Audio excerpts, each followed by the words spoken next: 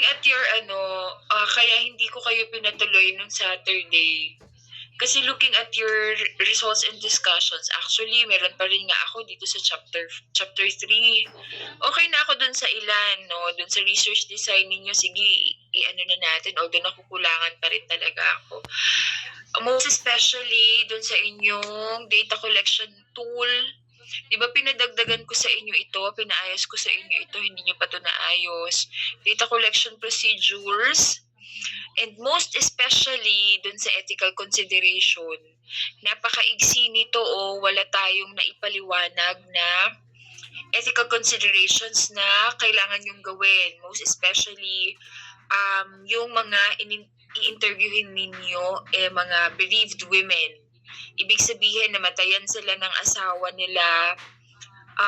Tapos, kapag in-interview nyo sila, no, this is about ethical consideration, ha. Kapag in-interview nyo sila, of course, yung kanilang trauma, yung kanilang memories will come back, no, of the bereaved husband, of the dead husband, no. So darating sa kanila yung emotion, babalik yung emotions nila and all. And yet dito sa ethical considerations ninyo, wala tayong nakita na meron kayong debriefing, no, na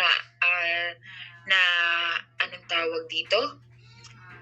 Yung sila ay voluntarily na andito naman, who joins will do so voluntarily and will not be forced, no? At sila ay sa-sign ng consent to show their agreement, pero hindi naka-specify dito na kapag hindi naka-specify dito na kapag sila ay nagpa-interview sa inyo is that possible that they will be exposed to risk of remembering yung mga memories nila before. So since may memories na babalik, baka merong mga emotions ulit na babalik, and then hindi naka-specify dito na if ever na may mga ganong instances, i-debrief sila, tapos merong psychologist or guidance counselor that will be ready, na kailangan lang nila kayong kontakin so that you can actually get them in touch with this guidance counselor or kaya psychologist na pwede nilang makontak if in case na magkaroon sila ng tawag dito ng hindi magandang pangyayari or kumbaga parang emotions na right after nung interview ninyo. Okay? So yun, kulang na kulang yun dun sa inyong ethical considerations. Okay? Data analysis tools. Isa pa to, nakalagay naman dito that you are going to use thematic analysis, kaya lang, please explain one by one kung, teka lang, baka salita ako ng salita tapos wala pala akong mic ko. Naririnig niyo ako? Opo, ma'am. Okay, sige. Doon sa data analysis tool ninyo, yes, no, gumamit kayo ng thematic analysis, pero para magkaroon din, mapahaba nyo din. Actually, hindi naman kailangang mahaba, no? Pero at least nandun yung explanation kung paano nyo gagawin yung thematic analysis ninyo. Meron yung steps in the thematic analysis, kahit yun lang ilagay nyo doon. Okay? Tapos, i-explain din ninyo kung bakit ang thematic analysis ay saktong-sakto at akmang-akma doon sa inyong study. Okay? Now, punta tayo sa chapter 4. Hindi ko to pwedeng iharap sa inyong mga panel. Bakit kamo? Kasi very vague at saka ang sobrang konti, no? Ang liit ng mga explanations nyo. Like, let's say, for example, look up, you have table 1. Meron kayong journey to openness as your master team. Meron lang kayong nilagay na awakening readiness as your sub-teams. Pero, kulang na kulang yung yung richness ng data. Ang nakalagay nyo lang dito, hinahanap mo yung may kausap ka, awakening readiness. Paano naging paano naging awakening readiness yung hinahanap mo yung may kausap ka?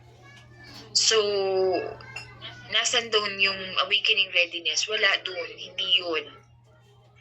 Pinanood niyo ba yung sinend ko na video kung paano kayo magte-thematize, kung paano kayo magko-coding?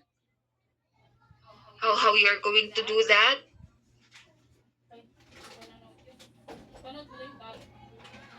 Medyo Hoy. lang. Sabi mo, yes po, Tybee. Mga bagets. Yes po, ma'am. Mga bagets, kulang na kulang yung inyong ano na ito, yung itong study na ito. Hindi ko kayo hinarap sa panel nyo, hindi ko kayo pinaproceed nung Saturday kasi kapag ito ang ipinresent nyo sa kanila, magre-redefense din kayo. Sigurado ako doon because this is really not hindi to papasa sa inyong panel kapag ganito ang itsura ng inyong mga tables, okay? So with the table, sasendan ko kayo kasi ito ang nakalagay ninyo dito, nasa top yung master team eh. Sasendan ko kayo at gagawin ko na yan ngayon. Ngayon ko na gagawin para hindi ko na makalimutan. Saglit lang. Huwag kayong aalis dyan. At isisend ko sa inyo kung paano nyo siya. Sino bang pinagsendan ko na? Si first responders.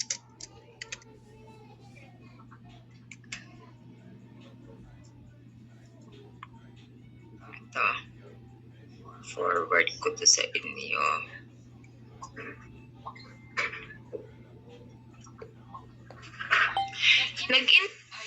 Isa pa lang kasi ang thinking ko din, baka kaya ganito lang din yung data na nakalagay nyo dito. Nag-interview ba kayo? Opo. Ilan ang interview ninyo? Bali 5 po, ma'am. 5. Kung 5 ang na-interview ninyo, hindi ganito lang yung data na makukuha nyo sa kanila. Kasi rich na yan. Madami na yung statements na makukuha kayo from them. Kung talagang nag-interview kayo ng 5, hindi ganito lang na mga statements ang makukuha ninyo from your respondents, from your participants. Okay? Hindi ganito lang yun. Imagine, ito, 1, 2, 3 lang. Okay? Lingering pain. Wait lang, tingnan ko muna ha. How do bereaved women make sense of re-entering romantic relationships? Awakening readiness, need for companionship, emotional vulnerability. Making sense of re-entering romantic relationship, parang hindi naman siya masyadong sumasagot. Make sense. How do they make sense? Hindi siya emotional vulnerability, hindi siya need for companionship. You try to analyze your research question and look for in vivo statements na magsusupport dito sa na-answer doon sa inyong research question. Okay? Hindi pa ito pwede. Okay? If you need me, kung kailangan nyo ko na wait lang, isa pang question ko, nag-transcribe ba kayo? Opo. Transcribe kayo. Pakisend nyo nga sa akin yung transcription ninyo. Sige po, ma'am. Send nyo sa akin yung transcription nyo, tapos titignan ko. At titignan natin, okay? Katulad dito, sa research question number 3 ninyo, how do bereaved women maintain or let go of emotional bonds with the deceased partners? Continuing bonds? How do you let go nga pero continuing bonds? Sige, pwede naman. Sabihin nyo, nasa puso ko pa rin siya, continuing bonds. Kaya lang kasi the question ninyo is let go. Are you letting go of that kapag continuing bonds? Parang hindi, di ba? You're not letting go of your emotional bonds kasi you're continuing it. Yun yung question nyo eh. How do you let go? Okay? Tapos, naiintindihan ko, sabi nyo dito, dumadalaw pa kami sa puntod. Hinahanap siya ng mga bata. hindi, it's not answering, no? It's not answering the let go. Okay? O sige, naintindihan ko baka kasi ang sinasabi ninyo dito is how do you ano yung pinagdadaanan during the process. Kaya lang hindi pa rin eh. It's not actually letting go. Okay? Or gusto nyo dito i-explain na they did not actually let go. They are still continuing the bonds despite the death. Pero paano kayo makakapag-continue ng bonds with the person who is already dead? Okay, so yun. Hindi siya, anong tawag doon? Hindi siya answering the letting go. Naintindihan ko yun na baka, yun nga, sinasabi ninyo, continued pa rin yung bonds. Pero tatanungin talaga ng panel nyo yun eh. How will you be able to continue bonds, no? Continue emotional bonds. Sige. Nasa puso ko pa rin siya. Continuing bonds. On that sense. Sige, ganun. Pero, process, anong tawag dito? Siguro you're answering this ng Ayan yan, buksan mo. They Hindi pa sama-sama yung ano yan. Baka ibigay mo yan. no? Andyan yung mga video, huwag mo Pero, ibigay yan. Yung transcription lang ibigay mo. Kapag ganon, Open mo. ang ano ninyo, Hindi pa you have sama-sama to yan. Yan yung also sinasabi ko nung nakaraan eh. explain sa discussion ninyo na hindi sila actually nagle-let go of the emotional bonds. They are continuing the bonds. Pero wala yun hindi ko nakita yun dito sa hindi Anong di nakapapil? okay, hindi. Sabi niyo dito, the attachment Ano remains nakapapil? active even after the spouse death, motivating such behaviors as visiting Ayan, grave sites, pero kailangan Ayan lang, hindi pa sama-sama yan. yung reason bakit merong continuing Huwag mo ipasa yung mga video ah. Okay? So, yun. Kulang na kulang to. Table 4 ninyo, how do new romantic partners impact healing and identity? Okay? New love as a healing catalyst. Supportive new partner. How do new romantic partners impact healing and identity? How do new romantic partners impact healing and identity? Teka lang, ito ba yung nasa taas ninyo? Parang hindi eh. Ito ba yung number 4 ninyo? Wait, tingnan natin. Impact healing and identity. Kulang kayo. O hindi exactly, although andun yung sense, pero hindi exactly word for word ang nakalagay nyo dito sa research question number 4 sa chapter 1 as compared to the research question na nandito ninyo sa discussion. So, kailangan parehas na parehas yan, ha? Kailangan parehas na ilagay ninyo. Okay? And plus this one, hindi kayo pwedeng makabuo ng themes kung iisang piraso lang yung in vivo statement ninyo. Okay? Ang in vivo statement, at least 2 or 3. Kung magagawa niyong 5, kung lahat ng participants ninyo ay nagsabi noon, then definitely yun ay makakagawa tayo ng isang team doon. Okay? Plus, okay, so sige, nandun na tayo sa table 4. Hindi uubra pa ha, hindi pwede ito lang yung teams ninyo. Gawin nyo yung pattern, no, na binigay ko kanina, tapos from there on, dagdagan nyo itong mga teams ninyo, okay? Tapos at least 2 team per research question. Tapos, conclusions and recommendations, isa pa to. Sa 5 ninyong participant, ang conclusion ninyo ay 2 sentence lang. 5 yung participant ninyo. How is that possible? So, kulang na kulang ang conclusions ninyo kasi dito sa conclusions, nagsasummarize kayo, parang somehow nagsasummarize din kayo ng mga teams. Okay? So, yun. Uy, Ivy, pagsama-samahin yan. Okay?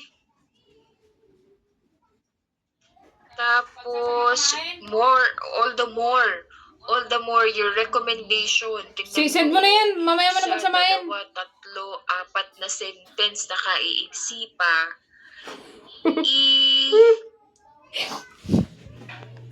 Kailangan madami kayong recommendations kasi actually napakaganda ng topic ninyo. Your topic is really good.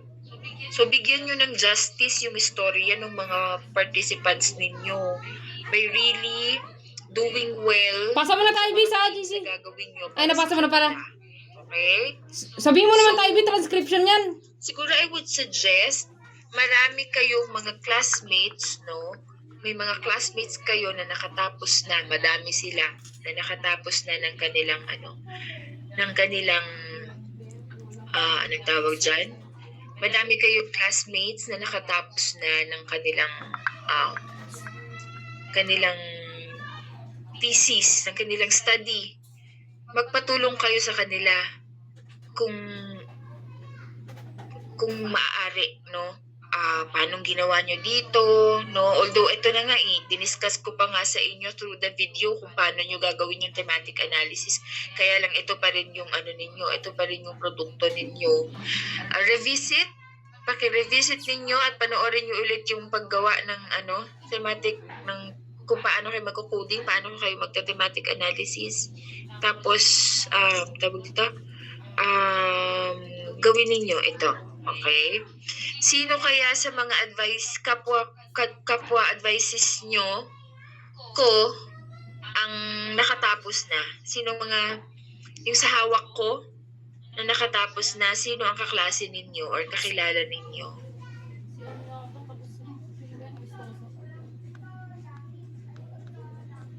Boy. Answer. Sina Tony Rock. Pinaka-amistoso po ba, ma'am? Hawak niyo rin po. Sino? Amistoso? Amistoso po. Parang hindi. Sino pa? Sino sa classmates ninyo?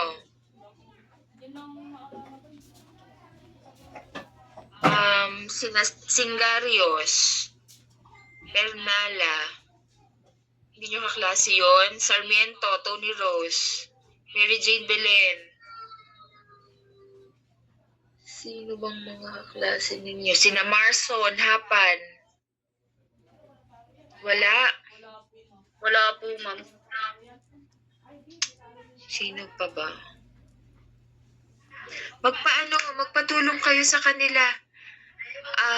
Tawag dito, hindi ko kasi, gusto ko naman kayong tulungan. Kaya lang pag ako ang gumawa nito, hindi maaari eh. Kayo talaga ang gagawa nito kasi para matutunan ninyo.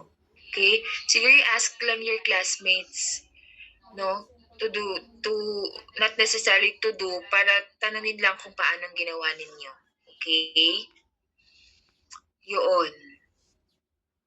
So, kailan ko kaya maaasahan na mabasa itong revised ninyo na ito? Kasi, ang gagawin ko, ipapakiusap ko kayo sa Tuesday, kahit sa Tuesday kayo mag-present ng gabi, kahit mga 7 or 8, baka uubra, na kahit online lang, na makapag-present kayo, para may time pa kayo tomorrow para i-edit itong inyong Tapos tinignan ko rin mga anak yung inyong presentation. Kung gaanong inigsi nitong inyong study, ng itong chapter 4 ninyo, siya namang kinadami ng information na nilagay nyo dun sa inyong PowerPoint na dapat hindi ganun kalarami yung information na meron doon. Bullet-bullet lang. Okay? So, kaya nyo ba? Sige.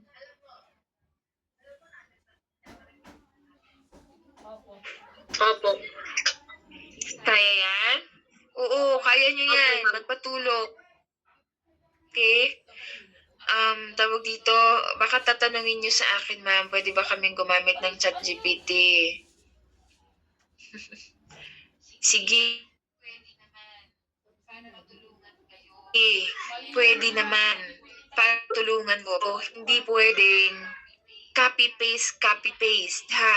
ina-analyze din yan at ginagawan din ng kayo din mismo ang mag-a-analyze, babasahin ninyo at titingnan nyo kung sumakto ba at okay ba. Okay? So, actually, hindi talaga pwedeng dapat, no? Pero para lang matulungan kayo na maisaayos ito. Okay? Hindi ko yun nire-recommend, ha? But, kung kinakailangan nyo na matulungan kayo sa ganun na paraan, sige. Pero hindi yun, gamitin ng maayos, no? Gamitin ng maayos yun. Hindi yun copy-paste lang. Nakikita ko dito, I'd like to hindi kayo gumamit dito ng ChatGPT. Kasi kung ito lang siya, parang hindi naman. Pero parang oo. Pero, mag-construct ng maayos dito, ha?